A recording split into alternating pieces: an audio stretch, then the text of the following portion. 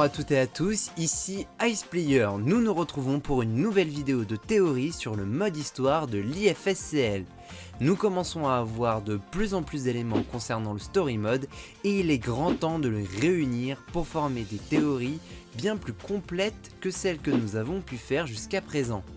Dans un premier temps, je vous présenterai très rapidement les éléments officiels sur lesquels nous pouvons nous baser de façon sûre pour théoriser, étant donné qu'ils viennent directement d'Imidelki.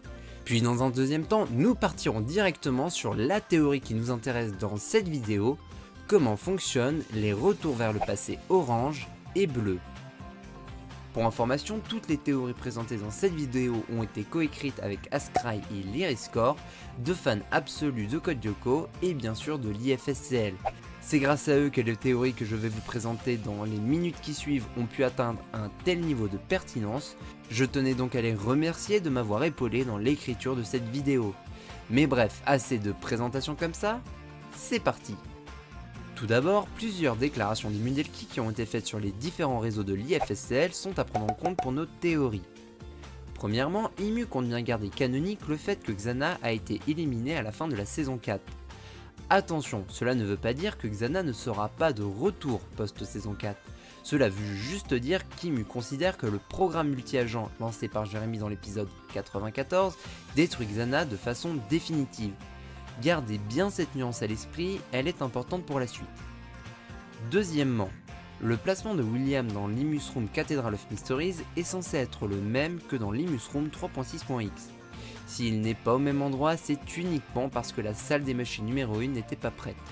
Nous pouvons donc en déduire de façon assez sûre qu'Elita était aussi présente dans la Room 3.4, dans le même état, mais avec un téléphone datant de l'époque de la série, comme c'est le cas pour William. Troisièmement, Imu a précisé qu'il ne fallait pas prendre en compte l'ordre des Imus Rooms au pied de la lettre.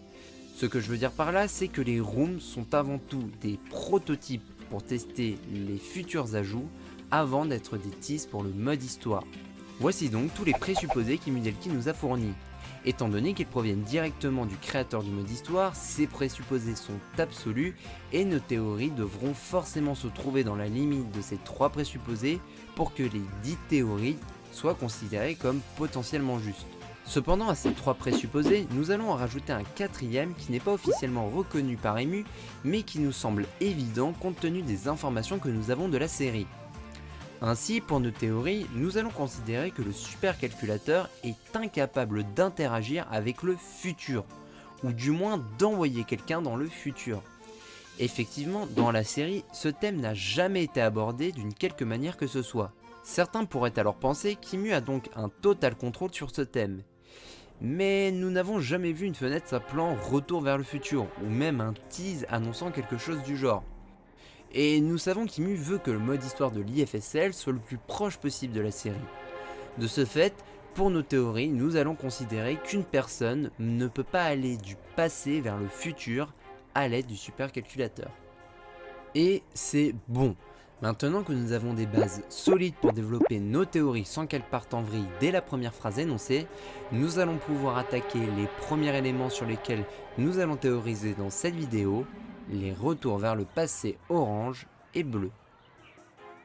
Pour commencer, voici ce que nous savons actuellement sur ces deux RVLP.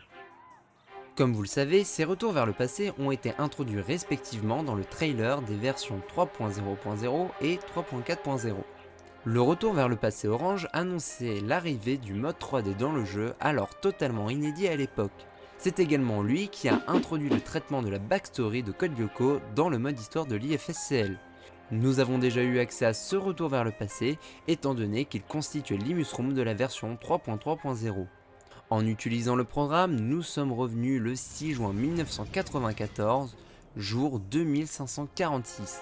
Soit le jour où Hopper s'est enfui sur Lyoko avec Aelita.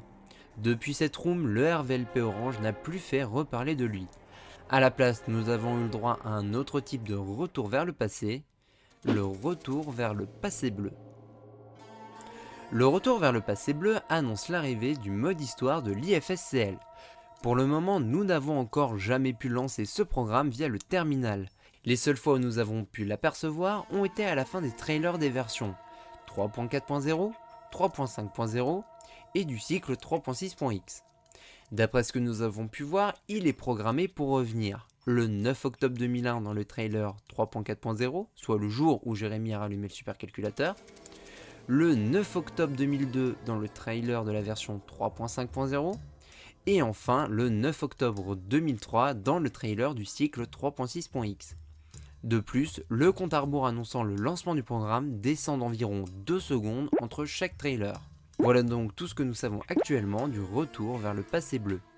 Pour terminer cette présentation des RVLP orange et bleu, nous avons trouvé dans les Musroom 3.6.x un CD bleu qui avait pour nom RVLP amélioré Mark II.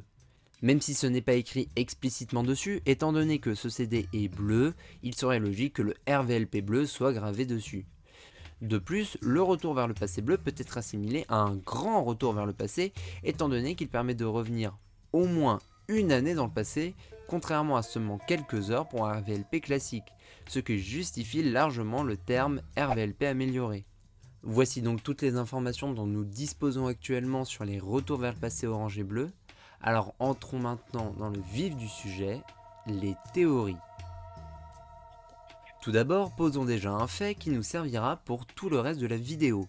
Étant donné que dans le trailer du cycle 3.6.x, nous avons vu le RVLP bleu disparaître avec un compte à rebours de 2 secondes et la date du 9 octobre 2003, il semble plus que probable que nous le revoyions apparaître à la fin du trailer du cycle 3.8.x avec son compte à rebours qui tombe à 1 ou 0 secondes et une date programmée au 9 octobre 2004. Notez d'ailleurs que la dernière connexion de Jérémy à sa session sur le superordinateur remonte au 8 octobre 2004, ce qui n'est sûrement pas une coïncidence. Pause, une petite mise à jour est nécessaire sur ce qui est dit dans ce passage de la vidéo. Comme vous le savez, le trailer du cycle 3.8.x est sorti le 6 janvier 2019 et le RVLP bleu n'est pas apparu à la fin du trailer comme nous l'avions supposé plus tôt. Cependant, cela confirme presque à 100% que la prochaine date du retour vers le passé bleu sera le 9 octobre 2004. Je m'explique. Le prochain cycle de l'IFSCL, le cycle 4.0.x, marquera l'arrivée des 3 premiers chapitres du mode histoire dans le jeu. Pour marquer ce grand événement, Imudelke a prévu de faire un épique trailer entièrement consacré au story mode. Cependant, ce trailer sortira à la fin du cycle 4.0.x. Cela veut donc dire que nous allons d'abord avoir accès au trailer du cycle 4.0.x, puis à l'épique trailer du mode histoire. Si Imu avait teasé la dernière date du RVLP bleu dans le trailer du cycle 3.8.x, il n'aurait donc eu aucune raison de le faire apparaître dans le trailer du cycle 4.0.x. Ce qui serait quand même bien dommage quand nous pouvons fortement supposer que c'est dans ce cycle qu'il sera enfin disponible. Ainsi, Imu a préféré ne pas faire apparaître le RVLP bleu dans le trailer du cycle 3.8 pour le faire revenir dans le trailer du cycle 4.0 avec très certainement la date du 9 octobre 2004. Le compte à rebours devrait d'ailleurs tomber à 0 secondes pour bien nous faire comprendre que le RVLP bleu ainsi que le mode histoire arrivent dans l'IFSCL. Bref, maintenant que ce point a été éclairci, je vous laisse profiter tranquillement de la vidéo. Pour le moment, une question reste en suspens. Comment le supercalculateur va-t-il s'y prendre pour nous faire remonter le temps de plusieurs années? Quoi, vous ne comprenez pas? Ok, je m'explique. Comme vous le savez, dans les Musroom 3.6.x, nous avons croisé William et Aelita, chacun salement amoché, voire mort. Nous savons aussi que dans cette room, nous nous trouvons dans le futur par rapport à la timeline de la série originale. Cela est confirmé par les téléphones de William et d'Aelita qui datent d'une époque postérieure à la saison 4, mais aussi par leurs vêtements qui sont différents de ceux vus dans l'animé, et bien sûr, la petite barbichette de William n'a laissé personne indifférent. Cela veut donc dire que nous allons faire un retour vers le passé d'au moins plusieurs années pour aller de cette room vers le 9 octobre 2004. Or, nous savons très bien qu'un retour vers le passé classique ne peut faire revenir le temps en arrière que de quelques heures, étant donné qu'il est limité par la puissance du supercalculateur. Et oui, je vous rappelle que le supercalculateur fonctionne sur pile, et donc il n'accumule pas de la puissance au fil des années, même en restant inactif. Effectivement, la seule chose qui fait augmenter la puissance du SC, ce sont les RVLP. Or, comme dit dans les présupposés au début de la vidéo, Xana est bien considérée comme éliminée à la fin de la saison 4. Il n'y a donc eu normalement aucun RVLP entre l'épisode Souvenir et Limus Room 3.6.x. La puissance du supercalculateur est donc censée être exactement la même, et aux dernières nouvelles, le supercalculateur a beau avoir gagné en puissance entre le moment où Jérémy a découvert la machine et celui où les LG l'éteignent tous ensemble, preuve en est la xanification humaine, nous sommes bien d'accord pour dire qu'il est loin d'avoir la puissance nécessaire pour faire remonter le temps universel de plusieurs années dans le passé.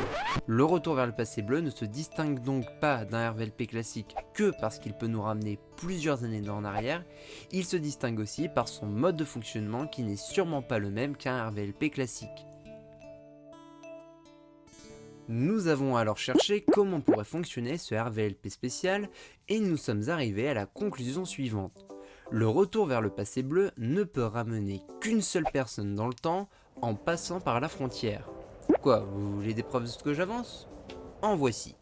Comme nous venons de le démontrer, le supercalculateur ne peut pas ramener l'humanité entière plusieurs années en arrière par manque de puissance. Cependant, ramener une personne dans le temps lui en demanderait beaucoup moins. On règle donc déjà un premier problème, la durée de ce RVLP. Ensuite, pourquoi passer par la frontière ? Eh bien, on sait que le supercalculateur est, entre guillemets, relié au flux temporel. Ou du moins, il peut interagir entre le présent et le passé. On sait aussi que tant que le supercalculateur n'est pas éteint, le temps sur Lyoko et sur Terre s'écoule à la même vitesse, ce qui n'est pas le cas quand le supercalculateur est éteint. Effectivement, à ce moment-là, on peut dire que le SC crée une sorte de distorsion temporelle car le temps sur Lyoko est arrêté alors que celui sur Terre continue de s'écouler normalement. Or, on sait très bien que la frontière est située entre le monde réel et le monde virtuel. C'est un endroit instable, comme nous le prouve l'épisode Frontière, où le temps peut être distordu. La frontière est donc un point de rencontre entre le monde virtuel et le monde réel, mais aussi entre le passé et le présent. Voilà donc pourquoi le retour vers le passé bleu fait passer la personne voulant remonter le temps par la frontière, parce que c'est un endroit instable où le temps peut être distordu. Ainsi, de manière concrète, voilà ce que nous donnerait le fonctionnement du RVLP bleu. Jérémy rentre le CD dans l'ordinateur ou il le lance directement depuis celui-ci, peu importe. Il sélectionne la date et lance le programme avec un compte à rebours de X secondes. Ce compte à rebours correspond à l'activation d'un scanner vers la frontière. Jérémy descend donc dans la salle des scanners pour s'y faire transférer. Une fois en frontière, il doit la traverser comme nous l'avons fait dans Limus Room Frontier of Mysteries. Cette traversée représenterait le fait qu'il remonte le temps. Une fois arrivé au bout de sa traversée, il trouverait un autre scanner qui le ramènerait sur Terre à la date choisie. Notez d'ailleurs que normalement, la partie software du supercalculateur n'est pas affectée par un retour vers le passé classique. Cependant, comme nous venons de le démontrer, le retour vers le passé bleu est spécial, étant donné que ce n'est pas l'humanité tout entière qui remonte le temps, mais juste une personne. Donc, quand vous arrivez dans le passé, le supercalculateur de l'époque où vous vous trouvez n'a plus le RVLP bleu en mémoire. Or, nous savons que nous allons lancer le programme plusieurs fois au cours du mode histoire, sinon Imu ne nous aurait pas annoncé plusieurs dates dans les trailers. A partir de là, deux possibilités. Soit vous recodez le programme à chaque époque où vous vous rendez pour aller vers la suivante, soit vous gravez le programme directement sur un CD que vous prenez avec vous lorsque vous vous faites virtualiser.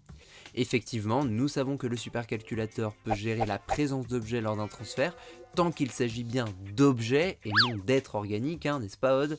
Ce qui est quand même bien pratique, car sinon, à chaque retour d'un LG dans un scanner, il aurait eu une tenue plus que légère. Mais bref, passons. Bon, comme vous l'avez deviné, notre théorie donne une raison d'exister au CD du retour vers le passé bleu que nous avons trouvé dans la chaufferie. Cependant, si tout cela ne suffit pas à vous convaincre, un dernier élément vient encore renforcer notre théorie concernant le fonctionnement de ce type de RVLP. Le scanner qu'on voit dans la frontière. Vous ne remarquez rien ? Attendez, je zoome un peu... Et là... Ah ouais, effectivement, les caps semblent légèrement bleutés. Qui plus est dans la même teinte bleue que celui du RVLP bleu. Et ce détail a beau être gros comme une maison, je n'ai vu personne en faire la remarque sur les différentes histoires d'où je suis, et encore moins pendant notre live découvert de Limus Room. Personnellement, je m'en étais rendu compte lors de ma première visite de la room, mais je pensais qu'il s'agissait d'un simple problème de texture.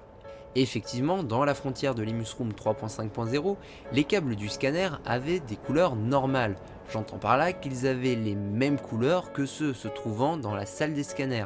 Étant donné qu'Emu a dû refaire toutes les textures du jeu entre ces deux versions, j'ai d'abord pensé qu'il s'agissait d'un simple problème graphique. Ce n'est qu'en faisant la room plus tard que je me suis rendu compte que les câbles avaient la même couleur bleutée que la fenêtre du retour vers le passé bleu et que cela était clairement voulu par Emu.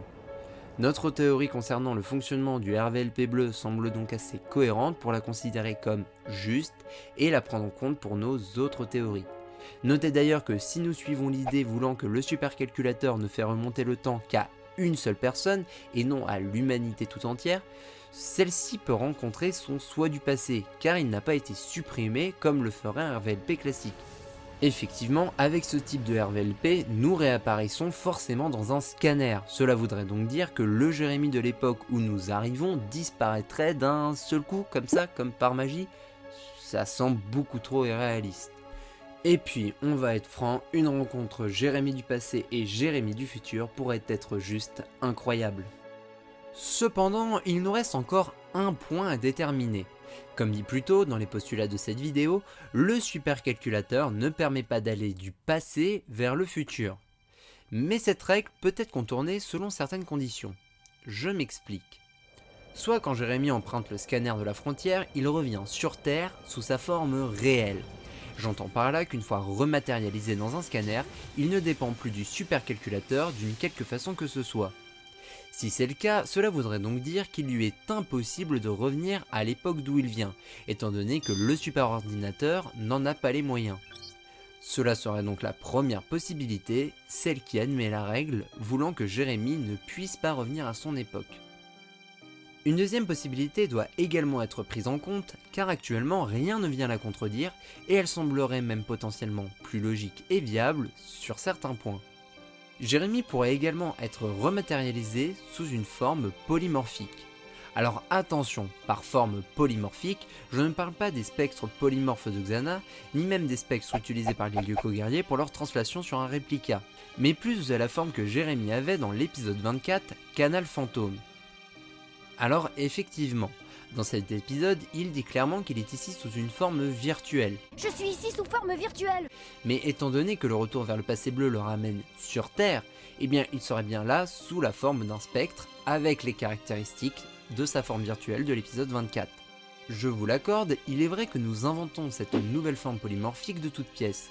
Mais il faut bien prendre en compte que le retour vers le passé bleu est un programme qui n'existe pas dans la série. On peut donc bien considérer que cette nouvelle forme pourrait être créée par ce programme. Comme dit plus tôt, cette théorie permettrait de contourner la règle voulant qu'il est impossible de revenir à son époque après un RVLP bleu, car le spectre de la personne matérialisée serait maintenu dans le passé grâce au supercalculateur de l'époque d'où elle vient. Donc, il lui est possible de retourner à son époque si son spectre subit trop de dommages, comme c'est le cas pour les LG translatés via le SKID, ou bien en désactivant manuellement le RVLP bleu avec le CD. Dans cette interprétation, le CD ne servirait donc pas à relancer un RVLP bleu depuis n'importe quelle époque, mais plus de le désactiver pour revenir à son époque. Ainsi, le passage dans la frontière serait un moyen d'établir la connexion entre le supercalculateur de l'époque d'où nous venons et celui de l'époque où nous allons. Par contre, au retour, la personne reviendrait bien directement dans un scanner de l'époque d'où elle vient à l'origine, étant donné que c'est toujours le supercalculateur de cette même époque qui gère son spectre. Et retenez bien que d'après ce que nous avons pu comprendre ou même imaginer du mode histoire, pouvoir revenir à l'époque d'où nous venons serait bien pratique, que ça soit d'un point de vue narratif ou d'un point de vue du gameplay. Mais bon, soyez patients, vous comprendrez bien mieux de quoi je parle après avoir visionné la vidéo théorie entièrement consacrée au prélude du mode histoire. Pour conclure cette première théorie sur les retours vers le passé orange et bleu, nous pensons vraiment avoir trouvé comment fonctionne ce type de RVLP spéciaux. Le seul point sur lequel nous doutons encore est la forme qu'aura Jérémy quand il reviendra dans les scanners, soit sous sa forme réelle, soit sous une forme polymorphique. Dans le premier cas, une tension s'ajoute à l'intrigue, car Jérémy peut réellement mourir, mais par contre il ne peut pas revenir à son époque, alors que dans le deuxième cas c'est l'inverse, il peut revenir à son époque, mais pas réellement mourir. En ce qui nous concerne, Ascry, Lyriscore et moi-même sommes plus fans du premier cas, car cela ajouterait une vraie tension dans l'intrigue, en plus de renforcer le côté symbolique des rencontres que pourrait faire Jérémy dans le passé, que ce soit avec lui-même ou avec Hopper. Cependant, nous sommes bien obligés de reconnaître que le deuxième cas est tout aussi possible que le premier, et qu'il ne doit donc pas être mis de côté, surtout quand on sait que c'est celui qui collerait le plus avec le mode histoire que nous avons imaginé. Et vous, quelles sont vos théories sur ces retours vers le passé spéciaux? Est-ce que vous pensez que nous avons réussi à trouver comment ils fonctionnent, ou bien avez-vous trouvé l'élément qui fait que toute notre théorie explose? N'hésitez pas à partager tout ceci en commentaire, nous attendons vos réactions avec grande impatience. Sur ce, moi je vous dis à très vite pour de nouvelles vidéos, et bien sûr, ciao les Lyoko guerriers.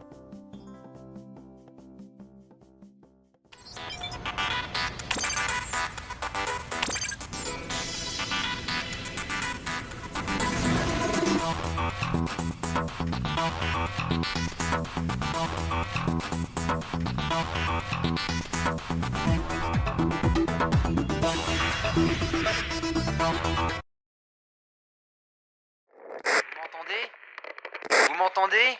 Le mode histoire, ne venez pas. Vous m'entendez? Ne venez pas.